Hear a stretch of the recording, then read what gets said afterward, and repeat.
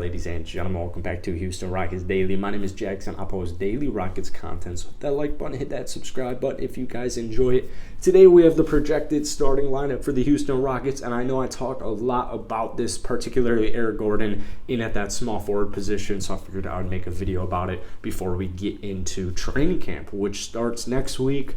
We're like less than a month away from the start of the regular season. I gotta book my flight for that home opener. I really do. I need to do that actually tonight or tomorrow. But the projected starting lineup is KPJ, Jalen Green, Eric Gordon, Jabari Smith Jr., and Alperen Sengun, with the sixth man as Jae'Sean Tate. Real quick note, Jabari Smith Jr. was listed today officially at 6'10". So I would imagine fully we will see some experimentation within that starting lineup, closing lineup, normal lineups of Jabari Smith Jr. in at the 5 position. He's a good defender. He can stretch the floor, so I definitely think we'll see a little bit of Jabari at the 5. But one of the things I talk a lot about in my videos is Eric Gordon being the starting small forward. You know, I'm curious to see Jae'Sean Tate coming off of the bench. You know, my thoughts are I kind of want Eric Gordon to be the backup point guard, but at the same time, I don't know what the Houston Rockets decide on doing with Trey Burke, Daishen Nix, Ty Washington. We'll have a much better understanding of this in less than 2 weeks, but for right now, we have Jae'Sean coming off the bench and Eric Gordon starting at 3. One thing I am really curious to see is Jae'Sean Tate going to have the ball in his hands a lot coming off of the bench? Is he going to be in the closing lineups? Is it going to be Eric Gordon? Is it going to depend on how the Houston Rockets are playing? If we start off slow and we keep losing, are they going to start to prioritize the young guys early on?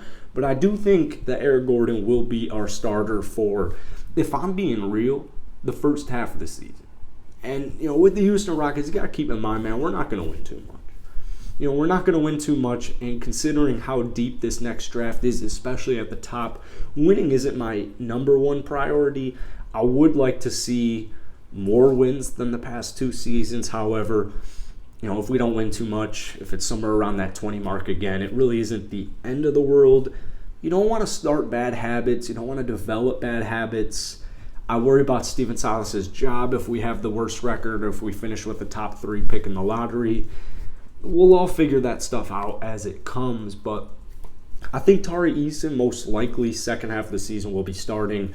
Unless Tari Eason comes out at the gate and is just balling out and he's looking better than Jae'Sean Tate, he's producing, it's showing up on the stat line, it's showing up with your eyes. Maybe they decide to make a switch. Like I said, this is just a projection, by the way.